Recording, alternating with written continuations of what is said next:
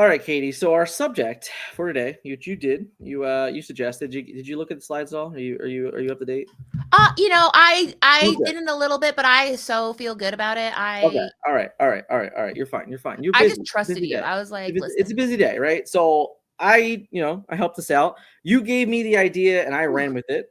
So these are the mental health topics in TCGs that I think are like the five kind of biggest ones, and some of them are good, some of them are bad. And I would really, I really want to touch on these subjects and kind of just say like, hey, how do we get better? Which ones do we need to double down on? Like in things like that, right? So Dang it. Yeah, these slides are good, man. I should have looked at them. Yeah, these are really good. These are good. This is a good deck. And the pro in the corporate world, they're like, look at that deck. It's a nice deck. yeah, there's definitely a shout out to be made at the end of this about the deck in general. But for now, I'm gonna kind of just send it to you for a second here, okay? And we're gonna talk about like why did you want to touch on this subject in general? I think because I find myself in the cycle. I mean, I am a lifetime struggler with anxiety. So I didn't get diagnosed with ADHD until I was older, which explains a lot of like the anxiety stuff. It turns out if you are feeling weird your whole life and you didn't know why, that makes you pretty anxious. So long story short, we all have our things, our baseline of who we are, and I think TCGs are really cool because it looks like in spoiler alert, we'll talk about like there are great benefits, but like anything, you can lose sight of what got you into the game and what you like about it. And I do it to myself all the time where I'll be like, I have to make a video. And honestly, I don't know. And I need to figure out what deck I'm going to do because honestly, I don't win a set champ that people are going to think that I'm not a real good content creator. And if I'm not a good content creator, then people won't watch my stuff. And if I don't watch my stuff, and so it's like this cycle. And I love that your first topic is tilting because I tilt myself more than I think any other person on earth. I do it. We talk about it as like somebody does it to you. I'm like, it's me. I'm doing it. So it's really Hi. important. Yeah, right. I'm the problem. It's me. So it's really important to me. And it's something where I'm somebody where I generally will act really happy and really positive. And there's times I don't feel good. I feel terrible and nobody knows. And so then I'm like I'm like, this is my own secret. I'm going to suffer and I'll tell no one. And so I think the more we talk about it, the more like people go, oh, we're all humans. We all feel the same pressure. And then it kind of makes it where we can take a little deeper breath and go, okay, this isn't like a vacuum. Yeah, and honestly, that's almost like a sub, like kind of like a subtopic of this is the conversation about trading card games and mental health in those. But as content creators, we put ourselves out there on another level, right? Like, so we're opening ourselves up more than like just the average player is for sure, because we're allowing people to come in. There's a comment section, there's social media, we see comments, we see, in the stream, we're commentating, we see words, like, so we're very much putting ourselves out there to another level of opening those up. And we could probably have a whole conversation about that too. Yeah. But to start, I think we talk about burnout, right? This is kind of like one of the first things we're talking about. We're coming off of a ban list, right? And I think the internet reacted, I don't know, probably as expected, if you ask me. I don't think the internet's ever chill. Like You we're all like, know, hey, actually, the internet said okay, and we just yeah. all move. But like it is one of those where sometimes you can feel that something happens and people, they get really upset about it. They really they just double down on this like anger. And I feel like you might have been looking for a reason, like you've been like this, like people like, oh, this is the straw that broke. Like, no, like you were just waiting for it to kind of like talk about that burnout because, it is really, that is right. It's just that burnout. It can be from competitive play, but it can also just be from like any type of play, if I'm being completely honest. So when you have that level, right, and we're so focused, we're so in the game, even in a world where like we don't have official organized play or any of those concepts, we're just so invested in the game that when it's not going our way, when something goes wrong, and it's just like enough of a thing to tilt and to send you on a bad journey, then we're just like, man, like this is not a good place to be, right? So what type of burnout have you experienced? Like, how do we kind of like get through and navigate towards the burnout in general? What do you think? Well, and I think it's so interesting because, yeah, I mean, I saw one post that made me want to have this topic Mhm. is so their beloved player player Sailor, that's what's going on there. Sailor posted about how it hit him hard. Yeah. And going back to the content creator thing, a lot of players feel the need to be like, I have to do this deck. I like this deck. People count on me for this Sure. deck. So there's that pressure. And so he posted a vulnerable post being like, yeah, I did feel bad. And people, I read a comment that was like, no, you don't feel bad.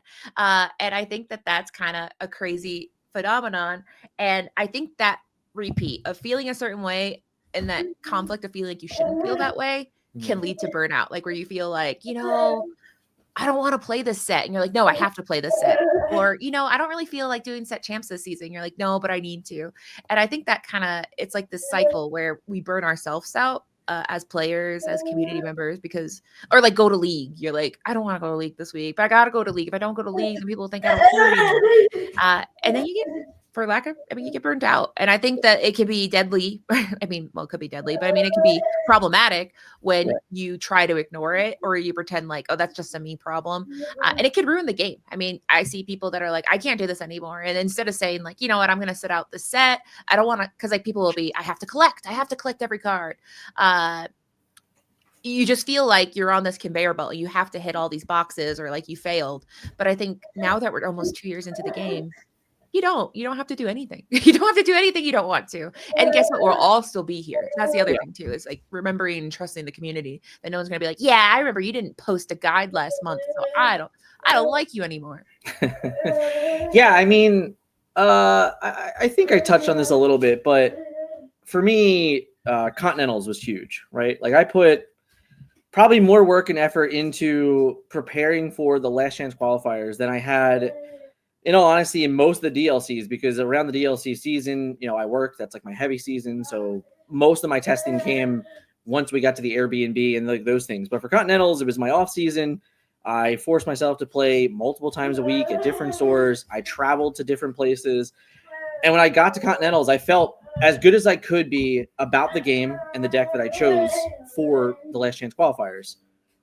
Did good, got 2 rounds in, got to the round 3, lost the die roll, lost to a deck that was a mirror match that was bigger than me. That's Disney Lorcana, right? But it didn't mean that I wasn't upset. It didn't mean that like I felt like my efforts were not good enough, right? Because it's just a natural cause and effect of like, well, the goal was this and you didn't hit the goal. So when I got home, like obviously I went to Disneyland for 2 days and, before I got home, which was nice. Shout out to Melissa and Ben and Nunez. And we had a great time. And Jorge, can't leave him out. Yeah, the mysterious member. I met him. Yeah. I was like, oh, you're on TFM? He's like, no, but I'm Jorge aside. That's a different day. But those 2 weeks, I didn't make a meta report. Like I didn't really make any content for that because that was it. Like that was my burnout moment. It was like hey, this is kind of where I'm at, and I'm going to take the break. I'm going to give myself some time off. I'm going to let the batteries recharge. When set champs comes, like whatever, we'll see if we want to do it. I remember that next weekend, my wife hadn't played the game in a while, right? And she wanted to go to set champs. I didn't want to go. I really didn't want to be there. I'm like, you know what? I want the weekend off, but if my wife wants to go, I want to make sure that she can play the game and I want her to be happy. So like, I will go. And we played 2 rounds and went home. Like I literally, I had won my second round. I looked at my opponent. Like Kylie had lost. She was 0-2. And I'm like, do you just want to go? Because like I'll just concede to my opponent. We can just go home. And that's what I did because I didn't really want to be there today. And it's okay. It's okay to say like I didn't want to do it. And like the truth is that I didn't need to do it. Like it wasn't important if I was in set chance that day. Yeah. Yeah. And the act of forcing yourself to do it can kind of make you resent something that you shouldn't resent, right? Like I think that that's kind of a problem is the minute you say, I have to do it is when you start to go, well, now I don't want, like, it feels like you're kind of punishing yourself and ruining a lot of things that you like. And the story I'll kind of tell that made me realize that was I went to a set champ and I didn't do well. It was back when there was only 4 cards and it was really stressful. And I got home and I was like, I don't know, dude, I'm bad at this game and like what's the point? And then my husband was like, well, yeah, but didn't you like have fun shopping for cards and organizing them and then looking at meta reports, and didn't you have fun play testing, and didn't you have fun going to the tournament? So it's like I realized that by like also by looking at like the worst moments, I was letting myself burn out because I was focusing on the things that drained me the most instead of the things that made me the happiest. And so it's kind of reflecting too, because I think burnout will naturally happen when you force yourself to do stuff you just don't want to do. So yeah, and I don't think it's an absolute either too. I think sometimes people think, well, if I don't collect this set, then I'm never going to be able to get back in. Or if I don't do this set champs, and it's like, it's not. I mean, this game's going to be around, I hope, for a long time. So maybe you do miss a set. Maybe you do miss an entire 6 months. It'll happen. Especially when it's a set championship card that's terrible and you don't want it anyway. I mean, that's been a hard thing for me since Ursula. I'm like, oh, I'll do it. But man, I needed that stitch. I needed it in a way of feral energy. And since then I'm like, I guess I want it. I want it. So, no, I mean, it always feels good to win. Like there's no, it feels good to win. No doubt about that. I needed that stitch or I could not live as a human. So, but I just think it's so easy for us to, we spend how many hours a week testing? We spend how many hours a week researching and watching and do all these things. And it adds up, like it's no different than people. I know it's a tough comparison, but like people that train for the Olympics, right? Like they do this every day for 4 years. And it's like, sometimes they get there and they're like, wow, like, this isn't the goal. Like, like sometimes you have Olympians that literally show up and they're like, I can't do it. Like I built this all up in my head and I just like, I'm not there. And it's the same thing. Like when you put so much pressure on yourself in a game to be successful and then you're not, it can really hurt you. But like the real truth is like, if it should be more about the journey, and it should be more about how did I get here and what did I do that helped me, that even wanted me to do this in the first place. Yeah. And sometimes you're not going to get the outcome you want, and that's okay. And honestly, if you got to take a weekend off, you got to take a month off, like that's okay too. That's okay. I saw someone, Melissa, the lizard kitty, if you will, posted. She's like, oh, somebody asked about your podcast. And then she was like, oh, and they mentioned you. And they said, but I think she's on hiatus right now. And I'm like, yes, hiatus. I'm not burnt out and out of ideas and I don't know what to do. I'm on hiatus. And it's just like funny because like, yeah, I mean, and it's funny because I was like, oh, thank God people don't know that I'm like tired. And and like I feel the need to hide it. And I think a lot of people do because it's scary to say, I'm tired. I don't want to do it because the internet, if you tweet or post or Reddit, don't Reddit. Don't tweet or Reddit. If you have anything, if you're trying to protect your mental health, first off, throw that out. JDZ, did you hear that? Don't Reddit. Yeah, don't Reddit. I know JDZ. I mean, that's a great example. JDZ's like, they're really mean there.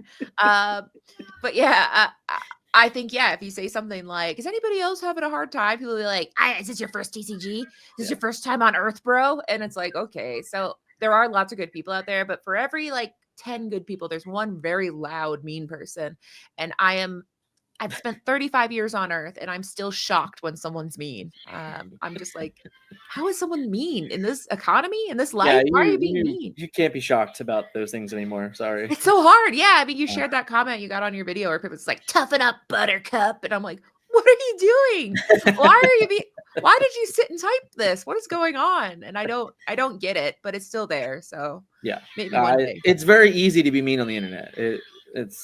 It takes almost no effort, actually. If you're being honest. Then some people, it's a full-time job. I'm just like, some people just, that's all they live for. Like it is their goal in life, right? Yeah. I do want to talk about some of the good stuff, right? So if we can be honest though, trading card games are an incredible way to deal with mental health issues outside of them, right? Like if you're having a tough time at work, if you're having, tough stuff with the family, like any of those stuff, like getting out of your house for a few hours, sitting down with your friends, playing cards on a weekly basis, like that might be your escape from the world, right? And for me, like I will say this, and this is definitely something, it's crazy that it's been 5 years now, but during COVID,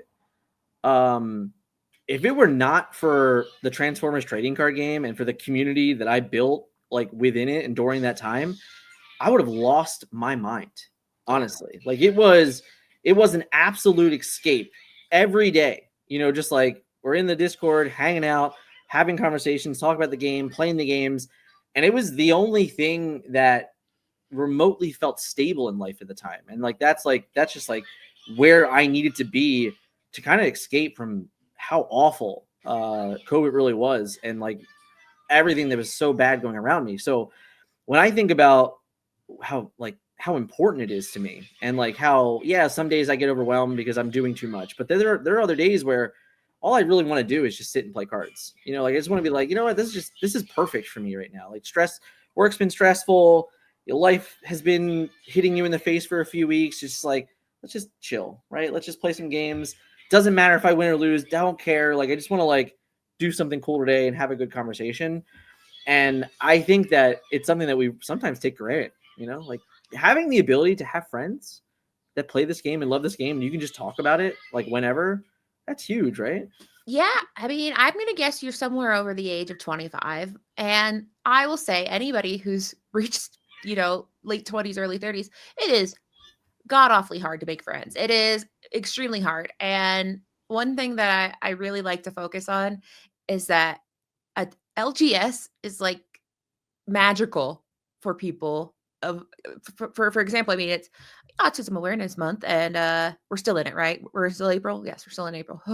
um I think it can be really hard as an adult to make friends because you're like, okay, how do I do it? And I think TCGs and LGSs are so important because it's a room you walk into and they're like, okay, we're all here for the same thing. We all have the same special interest, and we all have we don't have to guess like, what are we going to do? What is the small talk? You're like, listen, I know the rules of engagement and we're all here and let's do it. Let's jam.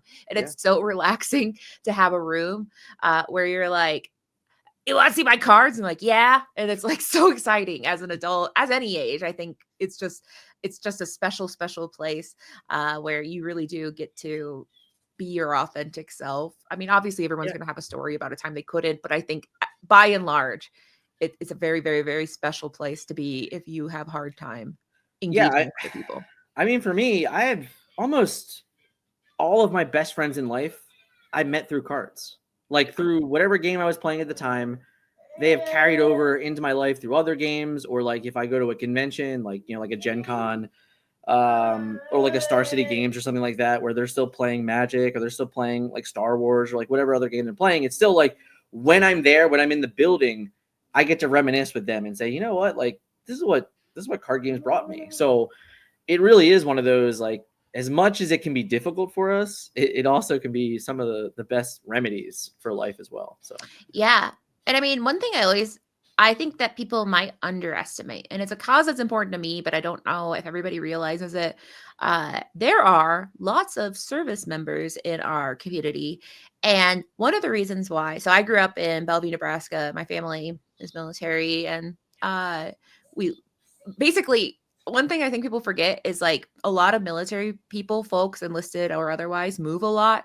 And like LGSs are so important because they're like this place that they can like their life picks up and they can go to a new LGS and kind of like restart something they had to leave behind. So I think like a lot of different communities rely on TCGs and the spaces they provide. I think it's really important for neurodivergent people. I think it's really important for military people. I think it's important for adults that, I mean, it is hard as an adult to be like, okay, where's our common ground? Do you have kids? I don't have kids, but do you have a job? I work from home. But when you have TCGs, they're like, okay, we have something in common. And the amount of friends I have now that I don't think our paths would ever cross. I mean, I'm talking to you. Why would we ever talk? But TCGs make it where you meet people and you're like, holy cow, look at this person I have nothing in common with. And now you make these friends and these really important friendships, all based on this foundation where you kind of open the door and then things can come from there. So I think it's really, really, really, really important. Yeah. I was just doing a podcast the other night for a friend in the Lorcana Rama podcast, and they asked the question about the team, and I said, in all honesty, like my team, I didn't know almost all of them like a year ago. They're all people I met playing Disney Lorcana, and now they're people that I don't care how I do ever in any tournament I play in, because they're there to go and hang out and have dinner with and just chat with, and like they are people that now I talk to every single day about my life, about my kids, about my job. Like these people, like, because I put myself in a position to play Disney Lorcana, I may have met people I never would have known. And I think it's crazy that even like on a broader scope, this past weekend for the event that I hosted, I reached out and I said, hey, who wants to come join? And we had 4 people from the community, some of which were never even on the channel before, that just said, yeah, let's go. Let's do this thing together, because like that's the type of community that we kind of have. And then these are the people we've met along the way. And I just think it's phenomenal that we're able to just release and kind of just have fun when it's necessary. But it's not all fun. It's not all I fun. know. We're like, hey, I know it's bad, but yeah. Then we're like, and back to the person inside my head that beats me up. Yeah, so I think this is a big one. And I think that on the content creator part, it's huge. And I also think on the competitive player part, it's huge. Pressure, expectations, imposter syndrome. You kind of talked about it a little bit, when we were starting about, hey, if I don't win something, why is someone going to listen to me? As a competitive player, if I don't win something, am I not good enough? Like, how much of that do you think really affects the average card player, like in Disney Lorcana? Do you think this is something that, we need to find a way to get past? I mean, I think it affects everyone because I mean, even people who don't play competitively think, well, if do I even get to play this game? Because I mean, I'm not a competitive player. I'm just casual. And they feel like that beat themselves up because they're not playing competitively. And then yeah, once you start complaining, I think so. I don't know. There are probably some very mental healthy people who had a good childhood and has been to therapy that they're like, I don't have this. And that is great. I'm very excited for them. But I do think for a large part, I don't think a lot of people can escape this just because the nature of a TCG is it's a game, and the nature of a game is you want to win. Even if you think you don't want to win, that is why games exist, is to win. So I don't think you can ever take out that element of, well, I want to win. And like you can see it because I mean, how many conversations have you seen on Reddit in the past year of we should have a Zero. I don't go on Reddit. Okay, yeah, true. Okay, on Reddit, the nice places, Discords, where people say, I wish there was a set champ for not as good people. And people are like, and that conversation comes from people saying, I want to win. So all of it comes back to the fact that people want to win. They feel like for whatever reason, it's hard to win. And if we don't talk about that truth of it, I think that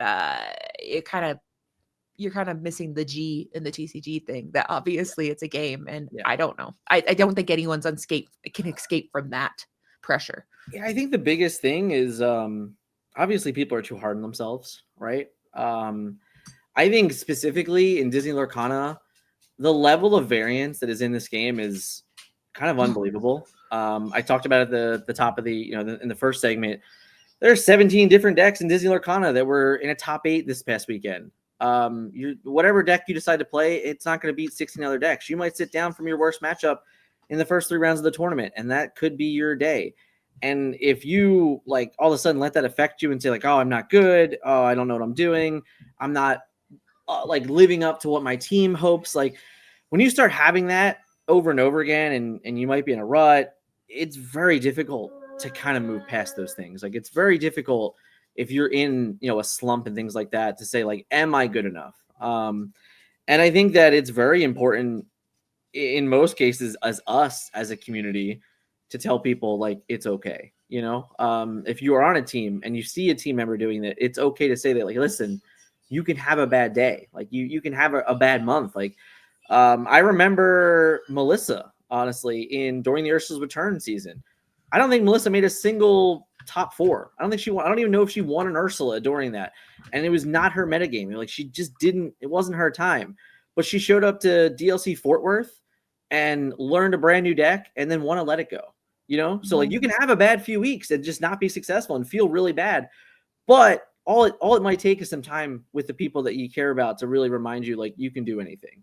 And I think that's like a really, really big deal, is that while we all want the best and like while we can really easily tie, that self-worth to a goal or to, I for like online gaming, rankings and stuff like that is like a huge thing that people like, oh, I'm not in top 10, I'm not good enough, like things like that. Like I think it's so easy to get wrapped up in what is not actually very important.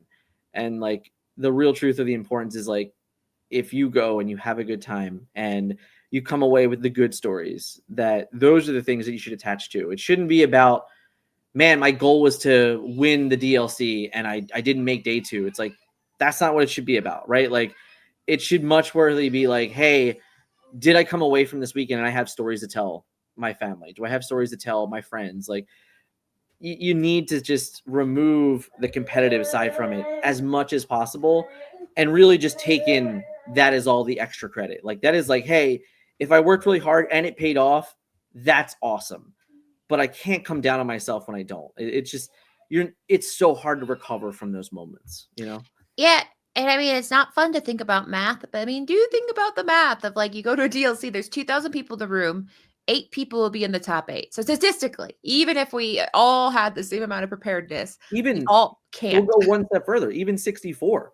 Yeah. 64 people make a day 2. It's less than 3%. You Yeah. know, like it's a low number. It's a low number. So I think the biggest thing is where they say you have to be prepared to get lucky. And I think anyone who says there's not luck in TCGs is lying, because there is luck, because you can know there's luck because we've had bad luck. Everybody can see the, Zach Bibbins LCC match where you got a third whole new world. What do you do with the third whole new world? Cry, I guess? I mean, he played back-to-back games where that deck didn't allow him to play Disney Lorcana. Like, yeah.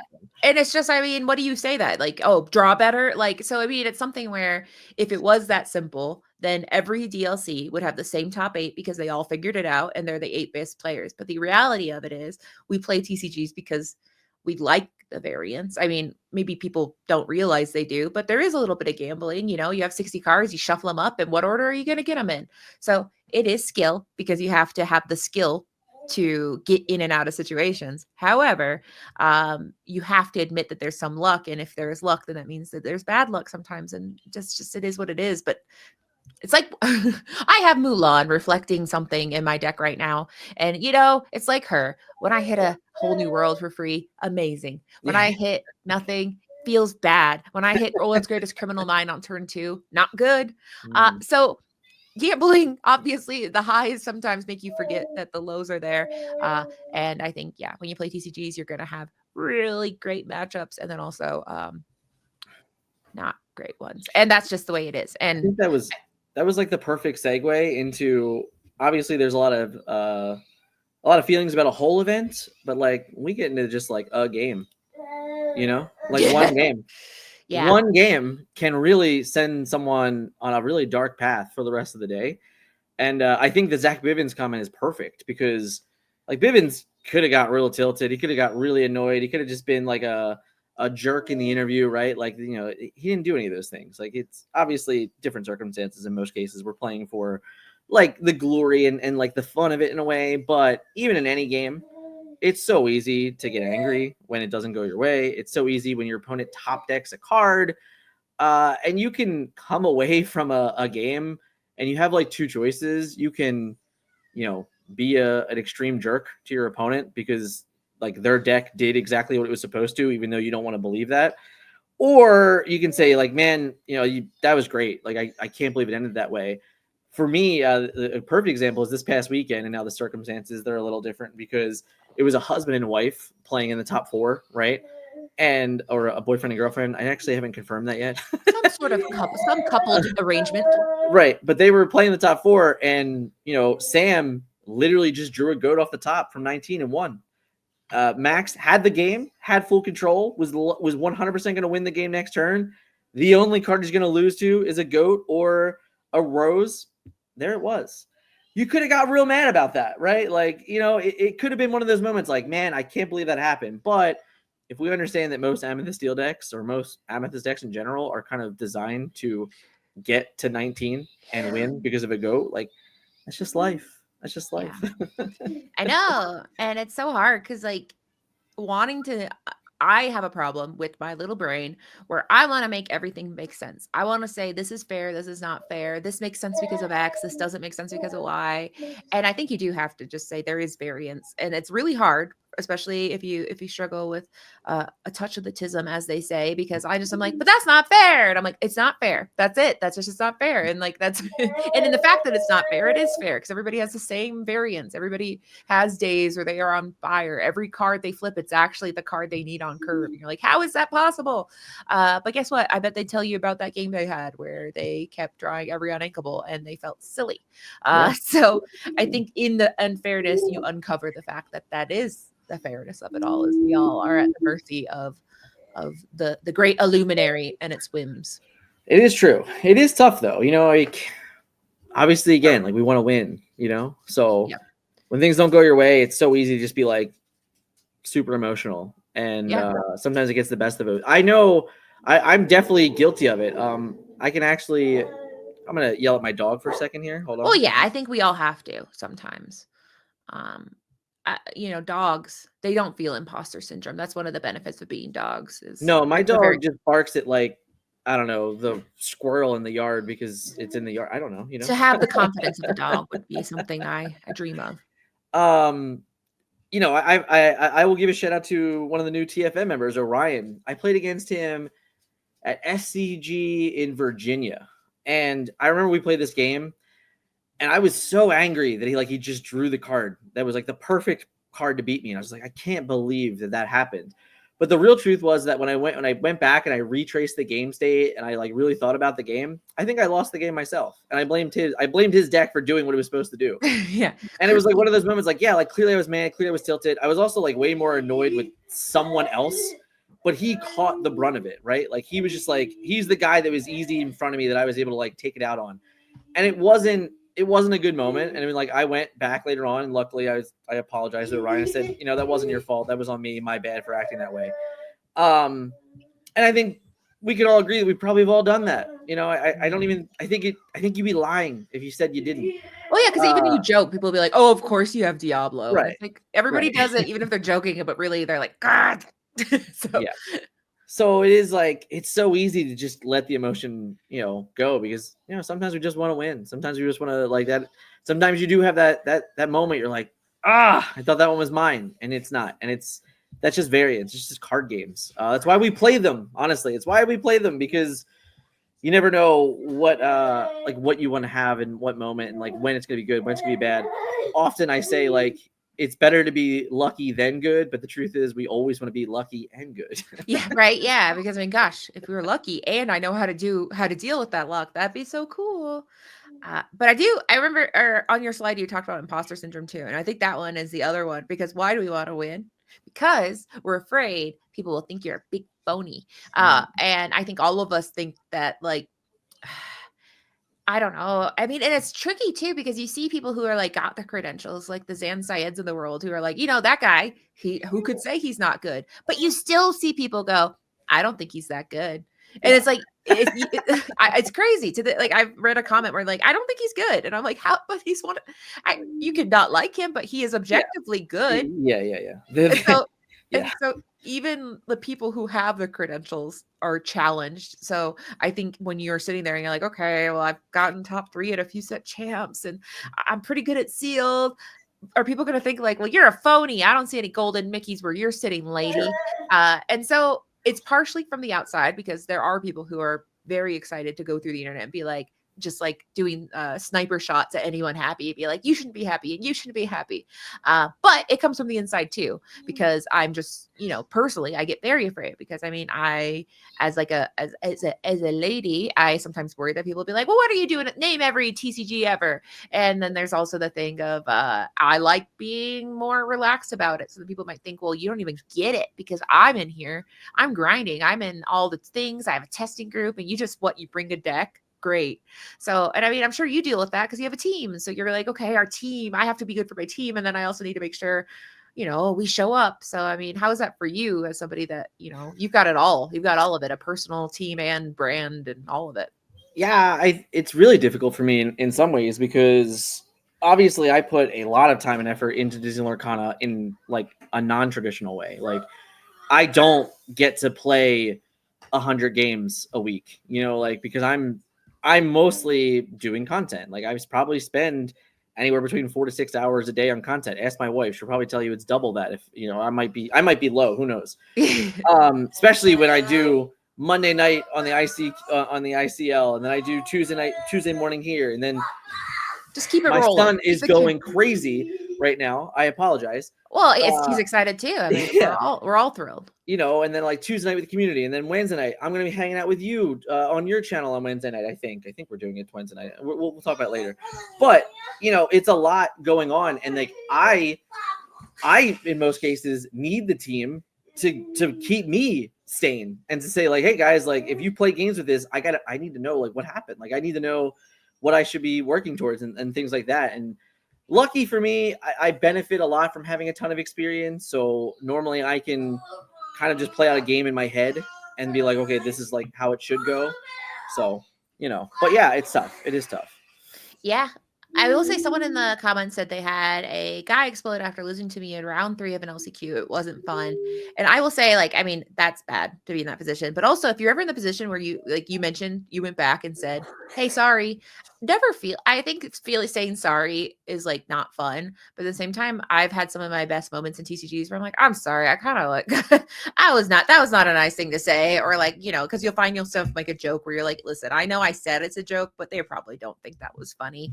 Like to say, oh, wow, I guess it's another sudden chill. Cool. Surprise. You won. And I'm like, that's shitty. And I think sometimes it's okay to be like, hey, that was my best. Congratulations. I hope you do well. And I think it's hard, but I think as TCGs, that's one of the things that makes it cool. It's a kind of a community where I think most people in TCG spaces, are adults. There are some kids, but yeah, I think sometimes I've had to do it, and I think it's cool when I hear people say, "Sorry, man," because it's amazing how much that little just humility makes people go, "Oh." And it makes an experience where somebody's like, man, this game sucks. And then go, well, actually, no, it doesn't. It was hard. And then the person said sorry and we moved on and life is good. Yeah. Yeah. And that will lead us to our last subject on mental health is community and belonging. It is Awareness Month.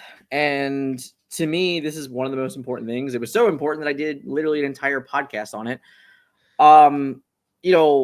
A lot of times there are players that are there because they want to be a part of something. They want to enjoy something with the community and they want to be there. And it is very, very difficult on mental health if they don't feel that way, if they feel ignored, if they don't feel like they're included.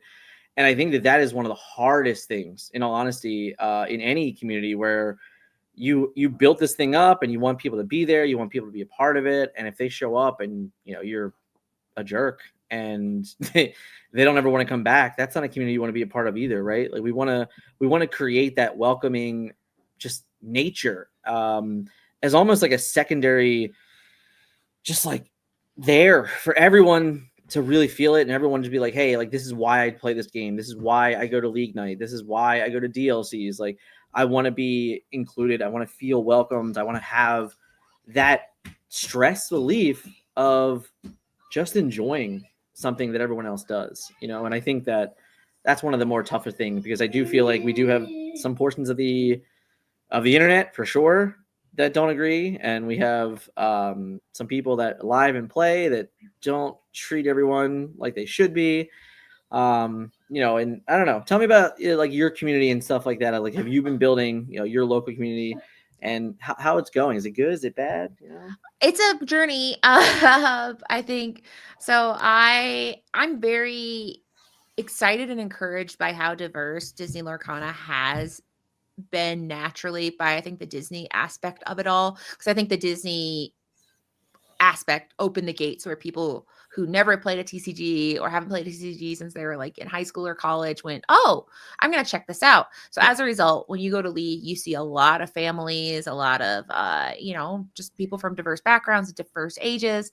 And one of the things I struggled with inside my community was we had some online issues where people last year around Pride Month, I posted a happy Pride and somebody put like a Pepe the Frog hanging themselves reaction to it. And I was like, that's messed up. And people are like, well, it's the internet. What do you expect? And I'm like, it's the internet, but this is a group for local people. Like we all go to the same stores. Right. So it's like the internet, but like I got to sit down from you on Wednesday night. Like, yeah. And I think the thing that's hard is when you being inclusive and being accepting doesn't mean that you have to discount anything you are or cheapen, I don't know, try to make it where it's like, I guess this is a space for women now. It's more about just saying that like you just kind of come as you are and play the game. And acceptance doesn't always mean that you have to be like, you're right, I'm wrong. It's more just saying like, cool, I'm glad you're here. And just I think that's the cool part. It's much more like saying like, it's okay for us both to do this. Yeah, we're different, but we agree on this. And like, I guess it's like, it's hard because I think sometimes people want to feel like if somebody says like, hey, you know, we accept all people, they're like, oh, so you don't accept me? I was like, that's the opposite of what that means. Yeah. Like what?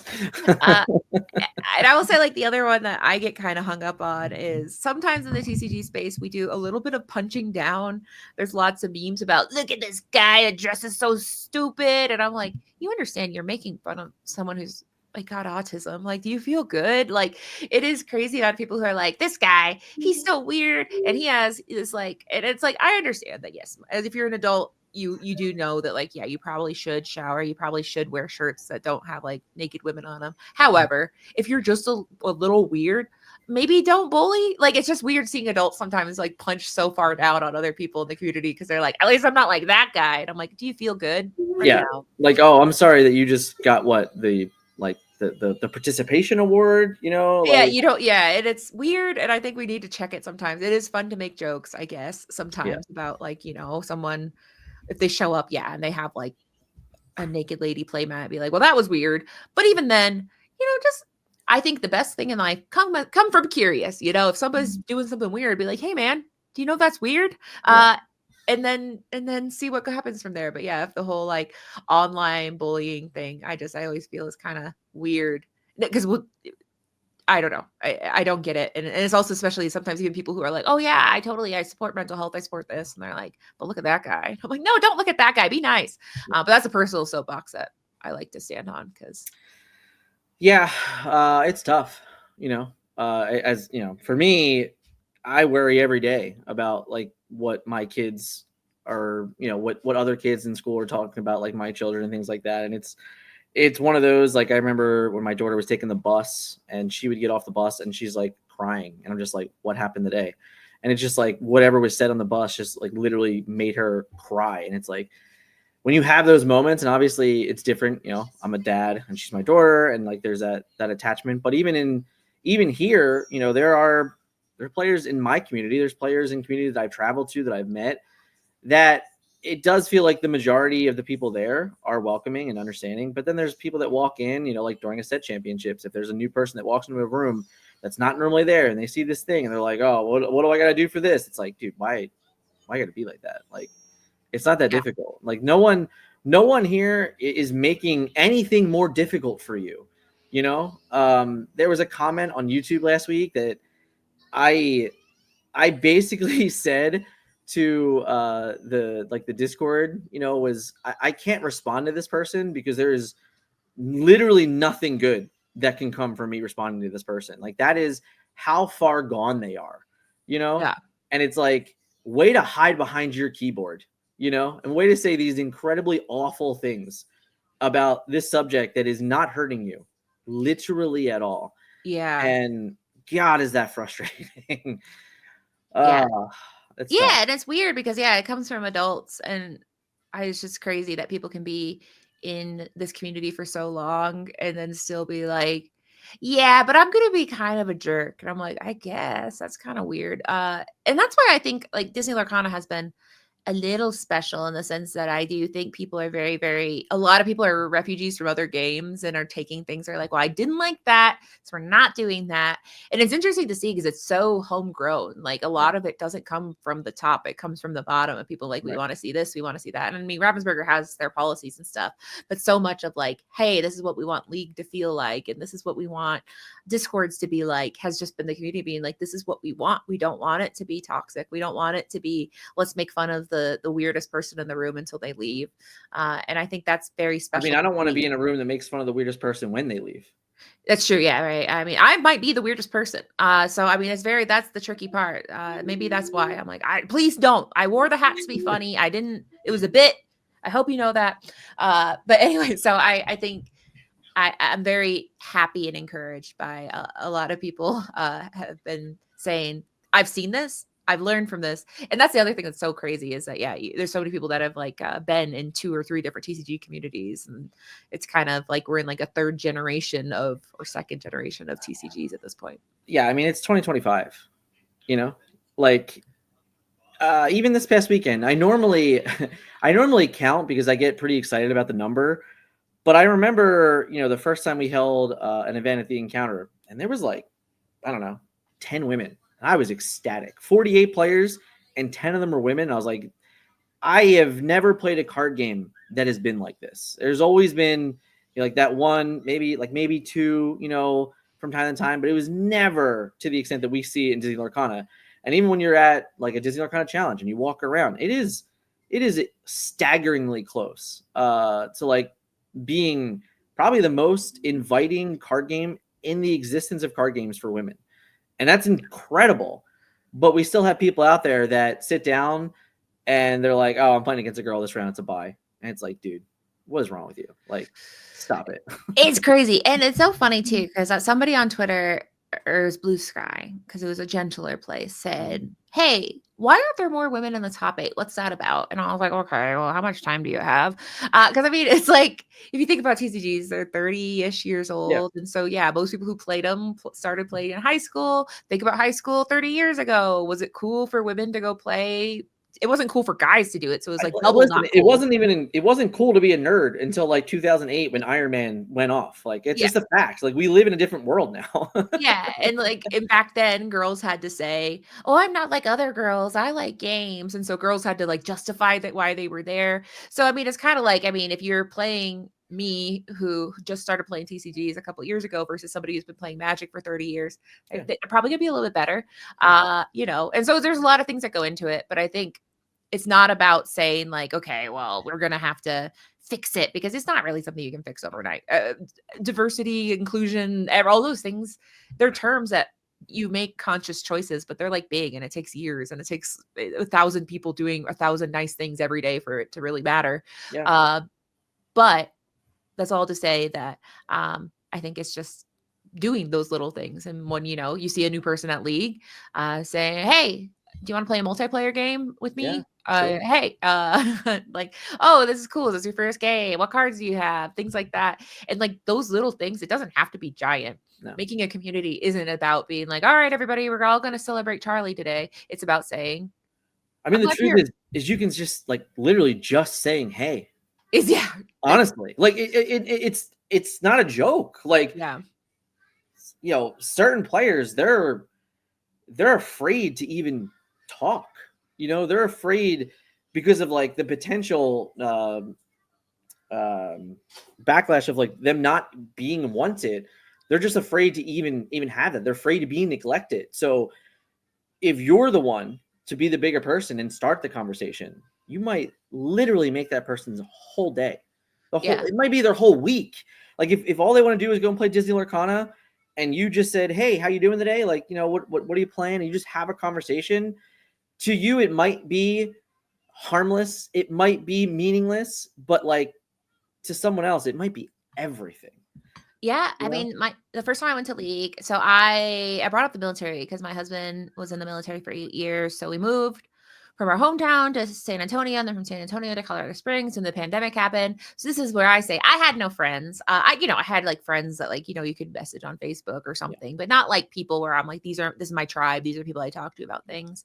And so when Disney Lorcana came out, I said, I'm going to go to League. That's going to be my challenge to myself, is I'm going to go. It'll be okay. It'll be fine. And I showed up and I brought Amber Steel Song, and I was like, I hear this is a pretty good deck. And somebody said, I have a starter deck, and they whooped me so hard. And I was like, I'm stupid. And so then I was like, I don't want to play anymore. And I'm like having like this internal panic attack. I was like, I think I'm going to go home. I think this sucks. And someone came up to me and said, hey, do you want to play a multiplayer game with me over here? And then we played a game and they talked, and so now I have a podcast. So like basically that one little act of somebody saying, hey, do you want to play a multiplayer game, made me go, oh, okay, I do belong here. And then I made friends, and now I have friends locally. And so all of that to say is, that power of the hey can make it where, you are the butterfly effect that went from me going, you know what, I'm not coming back here to, giving someone a hobby that, changes the trajectory of how they feel. 100%. Shout out to Gary in chat here. Gary is the lead admin for the Facebook group. I'm a moderator of it, and he says that 25% of the members identify as women on their profiles. In every other group, never broken 10%. That's phenomenal. Honestly, there are 90,000 people in that group. So you're talking, close to 20,000 women in that group. And I will say, like, it's noticeable. Honestly, it is. Yeah. And somebody, Dad Canna posted about like gatekeeping. And I think one of the coolest things, I say that like I'm a gatekeeper, but it's because I'm there to push everyone through the gate, whether they want to or not. And I think that that's kind of an important thing is being like, that's why it's successful is because women will say things. I've seen it in communities like, well, I want to play, but I don't think I'm going to win top 8. Mhm. Is that okay? And saying, yeah, it's okay. Yeah, let's still play. You don't have to win. You're still valid. Or people will be like, I like Enchanteds. I like Princess decks, and be like, cool, I do. The need to gatekeep can be really powerful because sometimes I think people think it legitimizes or unlegitimizes what they're doing, and Yeah. just letting that go and being like, we can all enjoy that. You can be a collector, you can be a pro player, you can be a Yeah. casual player. I don't want to filthy casual. Yeah. You don't have to put a connotation on it. That's something we do because it's just something humans naturally do. But yeah, once you kind of let go of the need to be like, so what are you? You have a lot more fun. Very true. As we're beginning to land the plane here, these were the topics that we covered today. But if you're in chat and you're hanging out with us, or even in the comments afterwards, let us know. Like, is there something that you would really want to discuss? You think it needs to be addressed? I'm very much for having this open discussion in a way. And I think again, it's Awareness Month. It's a very important month to me and my family, and these conversations are perfect for me. I think that there are not enough people having them, Katie. I was so excited when I read what you wanted to talk about because I'm like, yeah, let's do it. Let's do it. Yeah, let's get personal. It wasn't for my first ever league opponent absolutely crushing me and then inviting me to play again while we wait so he could show me some cool lines. There would be no Dad Kana. Kindness goes a long way. Yeah, I'm glad there's lots of people with origin stories where it's like, yeah, I was kind of like, man, this is bad. And then somebody said, I'm nice. And you're like, this is good. Because it's crazy, right? That like we think about like change being like this really big thing. Like you have to put signs up all over your LGS saying, be nice and make people sign contracts. But really it's as simple as just like doing your best and doing like one nice thing a day. Like literally just being an okay human being. Yeah. Saying like, we're not even saying you got to be like, I don't know, a Boy Scout, right? We're just saying like you just got to be like a decent person. Yeah, and just be like, yeah, almost the bare minimum. In all honesty, Someone did say pressure and expectations. I've started coaching on Medify, and I feel like I need to be topping it. Oh yeah, I mean, we talked about that a little bit. Like that's like a content creator, and it's definitely coaching anything like that. Yeah, you feel like you have to kind of prove over and over again that like I won 47 set champs, follow me, kind of thing like that. And I think we put a lot of that on ourselves. And I do think for every nice person, I think there's one person that's going to make you think that the internet is like that. Cause I mean, you'll scroll on any kind of social media and you're like, nice. And then one person wrote a 12-paragraph thing about you're so stupid. And so I think it's your own inner critic, partially because we overinflate people's opinions that are the worst opinion. Cause like they make us so mad and we can't forget that they said that thing that was terrible. But I think usually when you let it go and kind of even be honest with yourself, be like, hey, I'm coaching, but because I'm coaching, that means I don't have as much time to practice. And that means that, I'm honest with myself that I know I put a lot of time into getting ready to do casting and a lot of time into making content where I'm like, realistically, what are the odds I'm ever going to be the best at Disney Lorcana? Because I'm spending my time. You only have so many tokens a day. That's just called time. 100%. You can't spend it on everything. 100%. I've said this on it would be a false ambition to be a world champion of Disney Lorcana with the amount of effort I give to the game in another facet. Like there's no way possible for me to do everything I do and be a world champion. It's not possible, right? Especially because I mean, you have a life too. That'd be so cool if you just if you're like, yeah, those kids back there, my wife, who knows? I don't have to make money. I don't have to feed myself. So yeah, even if we take out the content part, it's a lot. Yeah, I do want to give it to me real quick because it is one of those where coaching doesn't even have to be about winning. Mm-hmm. Honestly, coaching, very often in times I feel like my best coaching is just mindset for players, like just getting them in this idea that failure is like it sucks, but it's not the end of it.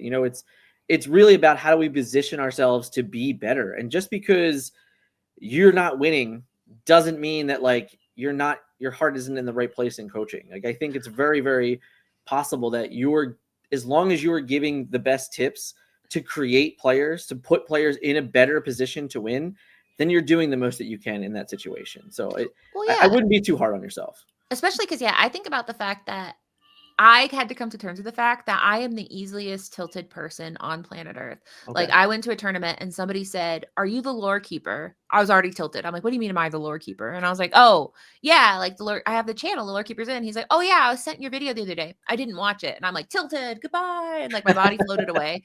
And like and so I know for a fact that like I know the game. I read the cards. I know the meta. When I sit down, I have so much anxiety that I suck a little. And I think like it's hard to admit that it's like, it's kind of like when people say like, I'm really good at school, but I suck at tests. And you're like, what do you mean you suck at tests? That's the part where you prove what you know.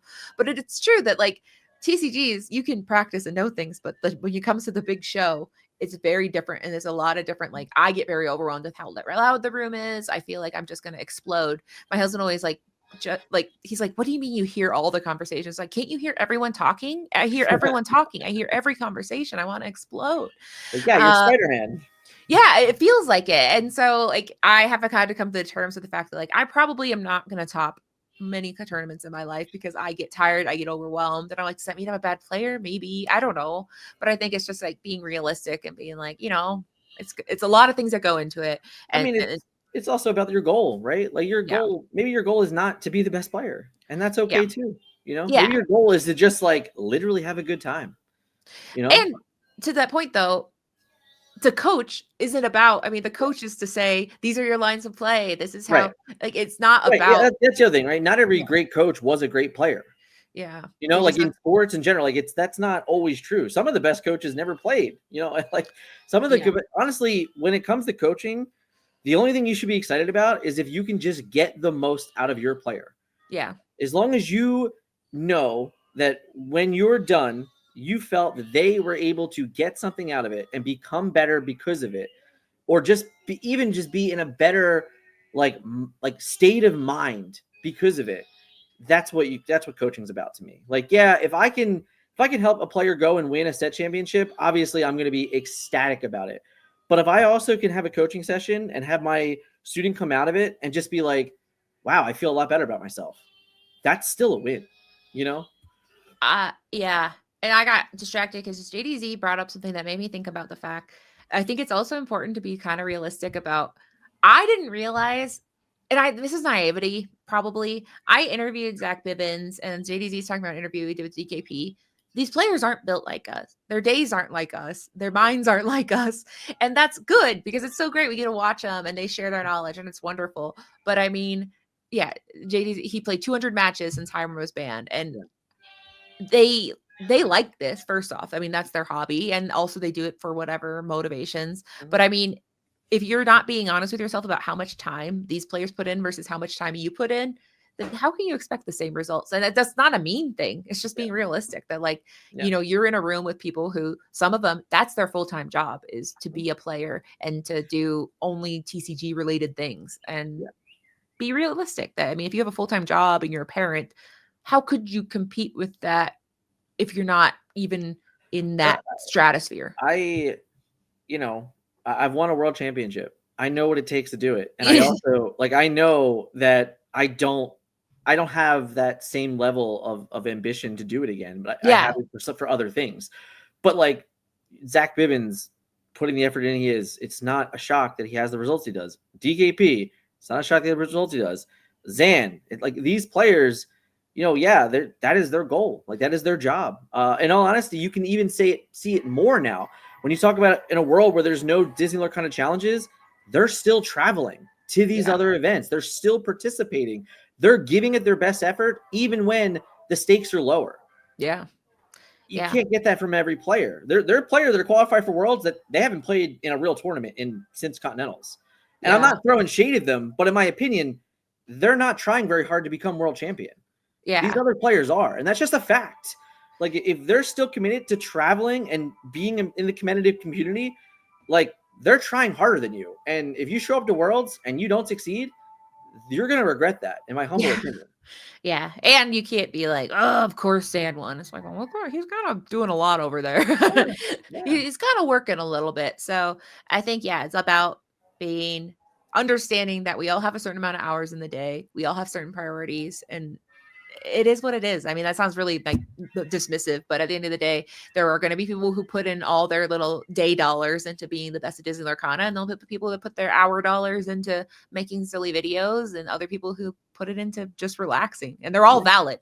It's yeah. just you need to choose what makes you happy, which is hard, and Boom. it's a journey. The final hit on mental healthness. I know. Do what makes you happy, and as community, as players, just be kind. Yeah, be nice, and not like super nice, just like, normal nice. You don't have Yeah, you don't have to be a hero. Just be like not mean, I think is usually a good goal. yeah, I agree. Katie, one more time. Tell us, who is Katie Wentz? What is the Lore Keepers in for all those that have been hanging out with us this wonderful early afternoon? Yeah, well, the Lure Keepers In is a place to talk about anything. I did an episode. If you guys are interested in this, I did an episode with my husband, who's a psychiatrist, on this topic about neurodivergency. Why are there more neurodivergent people in TCG spaces? How to recenter after a loss. So that's an episode I'm very very proud of. So that's on my YouTube channel. But you can also find me on every social media platform ever, except for probably some of them. And yeah, I always love to chat about all of it. I love the whole spectrum of Disney and the whole spectrum of the people in the community. I love it. Dan, where can we find you? Right here. Right. Yeah. All right. Well, we're good. That was Okay. easy. I will say, well, before we get out of here, I need to give a shout out to the wonderful Tragic Hero Gaming. He's been hanging out with us in chat today. His name is Ruben. This was his story he told earlier. The PBN TFM Pave, near and dear to my heart, Mr. Pave, spent time teaching me how TCG and cards work. Really helped me fall in love with the community. Well, we love Ruben here so much because if anyone's been paying attention today, it looked a little different today, guys. We got some new colors going on, some new slides. The thumbnail was different. The huge shout out to Tragic Hero Gaming here. He put in a lot of work, a lot of effort, and I am so excited to share some of these new things that he was able to make for us and create for us. And this is let's remove that one, remove this one, add this one back. This is his Instagram. It's a little new. It's fresh. If we want to give him some love, give him a follow. He does incredible work. I can't wait to share more of the work that he's done. You guys will see it tomorrow on the meta report, the new thumbnail for the meta report. He got us, which is, I think, the biggest takeaway is that he did the research. He studied what we do and like how we could implement and like really showcase us as a brand. And I was so very impressed with him, and I'm so very excited to know Ruben and for him to kind of like be a part of TFM in his own little way. It really means the world to me. So seriously, go hit him up on Instagram, give him that follow, check out his work, check out his kid. I hear his kid's pretty phenomenal at Disney Lorcana, 10-year-old prodigy possibly. So again, thank you so much, Ruben, for hanging out with us this morning and for all the work that you've done for TFM. I gotta love it. But Katie, it has been a wonderful morning for you, afternoon for me. We had our cups of coffee, we had a great chat, and yeah, thank you so much. Yeah, thank you. I'm so excited. I finally got to go to Friendship Mountain. You've come to the Lore Keepers Inn. I've been to the mountain, so it's a joy. So I appreciate it. And well, are we doing tomorrow night? Yeah, I'm gonna send out what to be prepared. I'm gonna don't say a word yet. All right. Okay. Tomorrow night, live on Twitch, the scorekeepers win. Right. That's what it's called. Mm-hmm. Very creative on my end. 2 weeks ago, I sat in this very chair that I'm sitting in now, and my wife was in the bedroom, and we could hear each other laughing hysterically.